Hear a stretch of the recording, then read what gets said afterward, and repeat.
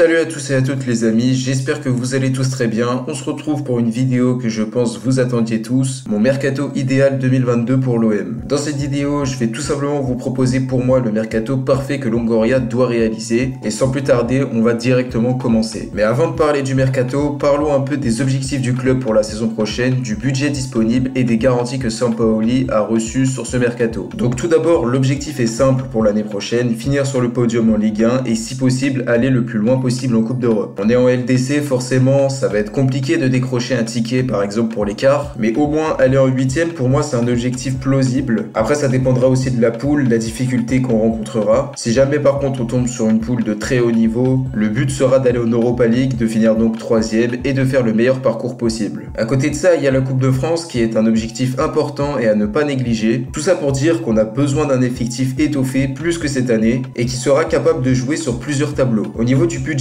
l'OM aura des moyens cet été. Certains vont dire que c'est parce que le club est vendu, c'est pas le sujet de la vidéo. Toujours est-il que selon les estimations faites, l'OM devrait à peu près toucher 100 millions d'euros sur ce mercato. Entre la qualif en LDC qui rapporte entre 35 et 50 millions, le parcours européen de cette année qui rapporte à peu près 15 millions, la performance en Ligue 1 et les droits TV qui rapporteraient plus de 20 millions, et bien sûr sans oublier le sponsor Caso qui va rapporter plus de 10 millions d'euros par an. A priori, l'OM aura les moyens de ses ambitions. Par contre, et ça c'est important, n'oublions pas que le club est toujours en déficit budgétaire. Va falloir donc un petit peu combler ce déficit, pas forcément entièrement, mais le but c'est qu'il y ait au moins une amélioration nette, le tout sachant qu'on est suivi de près par la DNCG au niveau des salaires qu'il va falloir contrôler. Même si de ce côté-là, ça peut vraiment être comblé par de grosses ventes. On va voir tout ça dès maintenant. Donc au niveau des différents départs et arrivées, on va faire poste par poste. Tout d'abord à celui de gardien de but où le seul mouvement que je pense est nécessaire concerne Simon Nga-Pantouenbou. Son agent l'a confirmé, il va s'engager en Ligue 2 pour un prêt afin de vivre une saison complète. Moi je lui en veux pas du tout, c'est nécessaire même pour sa progression. L'OM compte sur lui, c'est un joueur qui a été prolongé dernièrement et qui remonte donc très haut dans l'estime de Longoria qui veut en faire un joueur important à l'avenir. Pour le remplacer maintenant, parce qu'il faut un troisième gardien, c'est important, je pense que Fabio Vanni, joueur évoluant dans la réserve, pourrait faire l'affaire. À côté de ça, ça spécule beaucoup autour d'un départ de Mandanda. De mon côté, je ne pense pas que ce soit une bonne idée de sa part de quitter le club. Sampaoli, à mon avis, pourrait lui laisser du temps de jeu convenable l'année prochaine, un peu comme il l'a fait lors de cette fin de saison. Ce serait en gros un numéro 1 bis à Pau Lopez,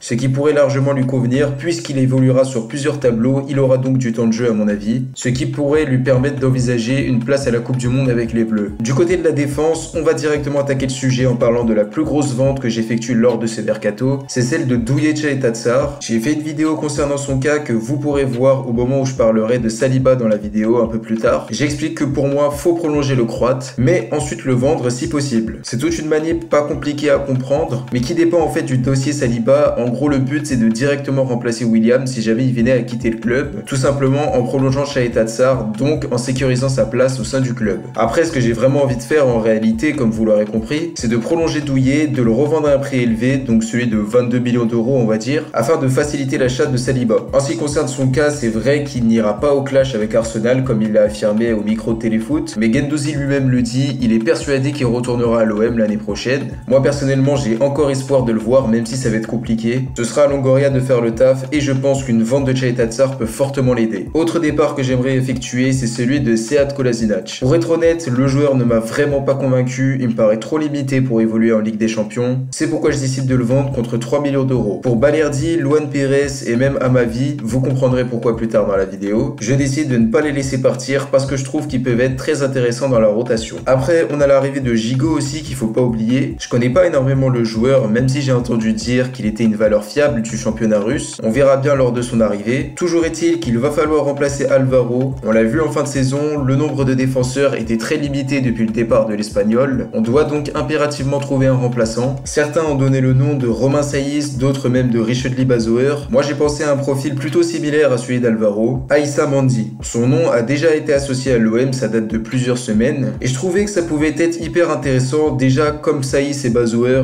on a l'opportunité de le faire venir gratuitement sous la forme d'un prêt avec option d'achat. Il a du mal avec Villarreal, il rentre plus forcément dans les plans du coach Emery, donc le voir arriver sous la forme de prêt est tout à fait envisageable. Son salaire est dans nos cordes, il touche 1 200 000 par an. On peut en plus négocier avec Villarreal sur une prise en charge partielle de son salaire. On est bien à ce niveau-là, il n'y a pas de souci. En ce qui concerne les latéraux, je décide tout d'abord de recruter Nicolas Tagliafico contre 10 millions d'euros, le but étant de remplacer Kolasinac. J'en ai fait toute une vidéo par rapport à son cas, allez la regarder, c'est important. J'explique notamment pourquoi est-ce que pour moi c'est le joueur parfait pour Sampaoli. En plus de ça, c'est largement faisable financièrement parlant vu qu'il arrive à 1 an de la fin de son contrat avec l'Ajax. Si on se fie à plusieurs médias, il aurait des envies d'ailleurs, donc techniquement on peut le recruter facilement pour 10 millions. Malheureusement maintenant on n'a qu'un seul latéral gauche de métier. Luan Pérez peut dépanner à ce poste mais j'aime pas du tout ses prestations à ce poste là. Faut donc qu'on recrute un latéral gauche pour être le remplaçant de Tagliafico. Certains vont se casser la tête à aller regarder à droite à gauche, on a eu notamment la rumeur assez folle Marcelo, que je ne vois pas du tout comme réalisable. Le salaire du joueur est beaucoup trop élevé tout simplement. Pour moi, on a le joueur qui est parfait pour jouer à ce poste de doublure, il est sous nos yeux, il évolue en Ligue 1, il est prêté à Nice, je parle évidemment de Jordan Amavi. Je ne vois aucun inconvénient au fait qu'on réintègre le Marseillais dans l'effectif. Faut pas oublier un truc les gars, pourquoi à votre avis l'année dernière il a été rejeté par Sampaoli? C'était pas à cause de son niveau de jeu, mais parce qu'il n'était pas adapté à cette défense à 3. Cependant, maintenant les choses ont changé, Sampaoli va sûrement jouer avec une défense à 4 l'année prochaine, donc dans cette configuration là, Amavi est adapté. Il peut très bien concurrencer Tagliafico, en tout cas ça me paraît toujours meilleur qu'un Kolasinac et même d'un Luan Pérez. Maintenant du côté droit de la défense, j'ai fait une vidéo concernant Lirola, pour moi le laisser partir serait une erreur, mais tout compte fait, même si je suis sûr qu'il retrouvera son niveau tôt ou tard, il faut juste qu'il retrouve la confiance, je pense pas que je vais le mettre comme titulaire dès le début de saison. Alors qui pourrait être titulaire? Eh bien comme Amavi, pas besoin d'aller regarder à droite à gauche. On a déjà Rongier qui a fait une excellente saison à ce poste là et qui pour moi fait largement l'affaire. Au poste de milieu de terrain, il n'y a pas énormément de travail pour Longoria puisque cette année, la grosse satisfaction c'est ce poste de milieu. Tout d'abord, Guendouzi a vu son option d'achat levée depuis pas mal de temps contre à peu près 11 millions d'euros. Il a signé son contrat officiellement jusqu'en 2026. En ce qui concerne Gerson, comme son père l'a dit, il va rester chez nous l'année prochaine et on devrait même s'attendre à un meilleur Gerson, cette fois-ci qui aura une bonne préparation estivale dans les jambes. Après, en ce qui concerne le cas Pape Gueye, certains seraient pas contre le voir partir. Pour ma part, je suis assez satisfait de sa saison quand même, je pense que ça peut être intéressant pour de la rotation l'année prochaine. Il peut en plus remplacer Camara à ce poste de 6, pas besoin de recruter un Danilo à 30 millions d'euros, ou bien même un Jordan Vertu. Ce poste de numéro 6, ça peut être un bon moyen pour lui de passer un cap et de s'imposer comme un titulaire indiscutable. Cependant, il est important de recruter un quatrième joueur, un quatrième milieu de métier, et c'est pourquoi j'ai décidé de prendre sous forme de prêt Miralem Pjanic. Certains vont me tomber dessus en me disant que son salaire est trop élevé, eh bien vous inquiétez pas les gars, lorsqu'on se fait prêter un joueur, son club d'origine peut très bien prendre en charge une partie de son salaire. C'est d'ailleurs ce que voudrait Pablo Longoria si on se fie aux différentes rumeurs, et moi je trouve que c'est possible que le Barça accepte. Il touche 6,5 millions d'euros par an, ce qui serait trop dit comme ça, mais si le Barça par exemple accepte de prendre en charge 60% de son salaire, on se retrouve avec 2,6 millions d'euros à payer par an. C'est correct pour un joueur de très haut niveau qui connaît la Ligue des Champions, et qui me paraît meilleur qu'un Witsel ou bien même d'un Capoue. Pour lui, ça peut être une superbe occasion de se relancer dans un club qui joue la Ligue des Champions. Il connaît la Ligue 1, il est expérimenté, il a un style de jeu que recherche Sampaoli. Pour moi, c'est vraiment la bonne affaire à réaliser. En ce qui concerne le cas Kevin Strootman, bien sûr que je le laisse partir librement. Je me libère de son salaire colossal qui s'élève à 500 000 par mois. Je pense qu'une résiliation de contrat est possible. C'est en tout cas pour moi la meilleure solution pour les deux parties. Au poste maintenant de milieu offensif, je vois bien sûr Payet comme un titulaire indiscutable. Je conserve Harit en renouvelant son prêt d'1 an avec une option d'achat obligatoire fixée à 10 millions. Le Marocain fera l'affaire en tant que très bonne doublure, voire même, et ça dépendra de l'état de forme de Payet, le successeur du numéro 10 marseillais. Maintenant pour terminer, bien sûr on va parler de l'attaque où là aussi il y a du travail comme en défense. Tout d'abord j'ai décidé de garder Milik annoncé sur le départ, j'ai aucun problème au fait qu'il reste. Il connaît bien la Ligue des Champions, il performe en Coupe d'Europe comme on l'a vu cette saison. J'aimerais juste qu'il y ait des discussions entre lui et Sampaoli, puisque comme on le sait tous, il y a vraiment des tensions entre ces deux-là. C'est pourquoi je demande au coach argentin de réintégrer le Polonais. Maintenant pour Dieng, je décide de le vendre pour 15 millions d'euros parce que j'ai besoin d'argent, et parce qu'aussi je dois libérer une place d'extra-communautaire avec les recrutements qui vont arriver. Je pense que c'est le bon moment pour le laisser filer, c'est un joueur qui me paraît prometteur, mais j'ai peur qu'il prenne un peu la confiance et qu'il se mette moins au travail comme il l'a fait en cette fin de saison, où je l'ai trouvé un peu décevant. Je décide de ne pas recruter Ali Chaud, malgré qu'il soit annoncé avec insistance avec l'OM, même si là en l'occurrence on parle surtout de la Real Sociedad. Je le prends pas tout simplement parce que je trouve que son attitude n'est pas la bonne, il joue au mec désiré, il ne veut pas signer chez nous et demande un trop gros salaire de ce que je sache. Son état d'esprit n'est pour moi pas bon, c'est pourquoi je n'en veux pas. À côté de ça, on a Bakambu qui peut être intéressant pour de la rota, mais franchement je le vois mal avoir beaucoup de temps de jeu l'année prochaine. En tout cas c'est mon point de vue, il me paraît lui aussi limité. C'est pourquoi je trouve nécessaire de recruter un vrai concurrent à Milik. J'en ai fait lui aussi une vidéo que vous pouvez voir en haut à droite, Gabriel Barbosa, le buteur de Flamengo. En ce qui concerne son recrutement, pourquoi pas se le faire prêter avec obligation d'achat à condition qu'il respecte certaines clauses. Si jamais il atteint par exemple la quinzaine de buts ou bien la trentaine de titularisations, il serait officiellement marseillais pour la saison prochaine. À mon avis, c'est vraiment la meilleure option puisque si jamais il floppe chez nous, il retournera directement au Brésil sans qu'on ait payé d'indemnité. Pour satisfaire les demandes de Flamengo que je pense plutôt élevées, on pourrait payer le prêt à 5 millions d'euros, tandis que l'option d'achat pour moi serait fixée à 25 millions. Barbosa, c'est un joueur pour moi qui sera le concurrent numéro 1 à Milik, mais qui peut, et surtout ça c'est important, accompagner le Polonais comme faisait Mertens à Naples par exemple. On a donc 3 buteurs qui seraient Milik, Barbosa et Bakambu, mais ça me paraît un peu limite ce nombre de 3, vous comprendrez pourquoi plus tard dans la vidéo. C'est pourquoi je décide d'en recruter un quatrième, Henrique Araujo. C'est un jeune buteur de Benfica, âgé de 20 ans, international portugais en U21. Je pense que pour lui c'est le moment de passer un cap dans sa carrière et réalise en tout cas une belle saison. Avec l'équipe B de Benfica, donc en gros la réserve, il en est à 13 buts et 6 passes décisives en 26 matchs. Il aura performé aussi en Youth League, donc en gros l'équivalent de la Ligue des Champions pour les jeunes, où il en est à 3 buts en 2 matchs. Il performe avec la réserve depuis pas mal de temps, c'est pourquoi il a été appelé à jouer avec l'équipe pro à 5 reprises. Ces différents matchs ne sont pas passés inaperçus, 3 buts inscrits en Liga NOS, ce qui est vraiment pas mal du tout. C'est un joueur qui m'intéresse particulièrement pour son profil de jeu. Il est vraiment pas très technique, pas très rapide non plus, mais je peux vous assurer que ce mec ne lâche rien, il a un vrai caractère, il est sérieux et même s'il n'est pas très grand, seulement 1m80 entre guillemets, c'est un superbe point d'appui. Bien sûr, je le recrute pas pour qu'il soit directement titulaire, il est 4ème de la hiérarchie des buteurs, derrière Bakambu, mais il a sa carte à jouer durant cette saison pour moi. C'est un pari pour l'avenir et au niveau du prix, il est estimé à 5 millions d'euros sur Transfermarkt, donc je pense que pour 8 millions, Benfica le lâchera, puisqu'il faut pas oublier qu'il est à 2 ans de la fin de son contrat, ça m'étonnerait qu'il ait beaucoup de temps de jeu l'année prochaine, mais aussi qu'il prolonge son contrat. En ce qui concerne maintenant les ailiers, tout d'abord à gauche, pas beaucoup de mouvements, même si Henrique doit pour moi quitter le club sous forme de prêt. Pour moi, le vendre ce serait une erreur, il a encore la capacité de s'imposer chez nous, c'est clairement pas le moment de le voir partir et réussir autre part. Moi j'aimerais bien le prêter dans un club de Ligue 2 ou bien même de Ligue 1 pas très huppé, où il aura du temps de jeu, ou bien même si ça l'arrange, pourquoi pas retourner au Brésil afin qu'il reprenne des couleurs. J'ai entendu dire qu'il voulait rester en Europe, mais bon bref, c'est vraiment pas le problème. Du moment qu'il est prêté et qu'il vit une saison complète, ça me va. Pour De La Fuente maintenant, je ne le prête pas, je ne le vends pas, je le garde. C'est un joueur qui a montré qu'il avait des qualités indéniables, j'ai vraiment pas compris pourquoi est-ce que Sampaoli l'a mis au placard après son but face à Karabag. Il aurait pu surfer sur cette prise de confiance. Il a été blessé, mais avant sa blessure, il pouvait jouer et pourtant il a été mis à l'écart. À ce qui paraît, c'était un manque d'implication à l'entraînement. Si c'est le cas, c'est vraiment regrettable. J'espère que de ce côté-là, il va s'améliorer. J'ai besoin d'un De La Fuente à fond pour l'année prochaine. D'autant plus qu'à mon avis, il ne part pas en tant qu'indiscutable sur ce côté gauche. Bien sûr, les gars, va falloir remplacer Henrique. C'est pourquoi j'ai décidé de recruter librement Youssef Belaïli. J'avais déjà proposé son nom l'hiver dernier, ça s'est pas fait malheureusement. Mais franchement, pour moi, c'est le joueur parfait à recruter. Le seul point d'interrogation que j'avais il y a 6 mois, c'était sa capacité à s'habituer à la Ligue 1. Ça a été laborieux au début avec Brest, il était resté une longue période sans marquer, mais il a fini cette saison en boulet de canon en marquant des buts d'anthologie, notamment celui face à Monaco qui a été nommé but du mois de mai. En dehors de ses statistiques, techniquement, je trouve que c'est un pur régal. En sélection, on le voit, il est très performant. Selon moi, pour 0 millions d'euros, c'est une opportunité en or à ne pas gâcher. 0 euros puisqu'il arrive en fin de contrat avec Brest, j'ai oublié de le préciser. En ce qui concerne son salaire, certains pensent qu'il est plutôt gourmand, et bien non, puisque Foot Mercato nous a bien précisé qu'il ne touchait que, entre guillemets bien sûr, 2 millions annuels avec Brest. Là aussi, c'est très largement dans nos cordes, on peut se permettre de le recruter. À ce poste d'ailier droit, on a Under qui pour moi est le titulaire indiscutable de loin, malgré une période pas franchement excellente en fin de saison et qui me pousse en fait à recruter un remplaçant. J'ai cherché longtemps un milieu droit expérimenté qui connaissait la LDC mais qui accepterait d'être en gros la doublure du Turc et j'ai fini par trouver le seul qui correspondait à mes attentes, Pedro, le joueur qui évolue à la Lazio. Il a 34 ans mais il est quand même performant, cette saison il a joué pas mal de matchs avec son club, il s'est enchaîné donc, il a joué dans des cadres européens comme Chelsea, le Barça tout au long de sa carrière, il connaît très bien la LDC et pour moi c'est un renfort de poids qu'on peut avoir, je dirais pour 5 millions d'euros. Sa valeur marchande est estimée à 6 millions et d'après les rumeurs, son coach Sarri ne serait pas contre le laisser filer. Au niveau contractuel, je propose un bail d'1 an avec une année optionnelle afin qu'on ne se l'étale pas comme on l'a fait avec Strootman par exemple. Donc voilà les amis, je vous ai présenté toutes les recrues et les départs. Au final, on a un montant gagné grâce aux ventes qui s'élève s'élève à 44 millions d'euros. En ce qui concerne les différents achats, on paye en tout 29 millions d'euros. Pour les compos maintenant, j'en propose deux que je trouve très intéressantes et appropriées par rapport à ce qu'on a à disposition. Tout d'abord, le 4-4-2 avec une doublette en attaque Milik-Barbosa. À mon avis, les ailiers seraient Belaïli et Under. Je pense pas que Payet puisse assurer un bon niveau à ce poste de milieu gauche. C'est beaucoup plus un meneur qui évolue au centre du jeu. Bakambu et Araujo seraient les remplaçants de Milik et Barbosa, vous l'aurez compris. À droite, Pedro serait celui d'Under. Mes deux milieux seraient Gerson et Guendouzi qui pourraient être remplacés par Gay et Pjanic. Pour les latéraux, bien sûr Tagliafico et Rongier, tandis que la défense centrale serait Gigot Saliba avec des remplaçants comme Balerdi, Aïssa Mandi et Luan Pérez.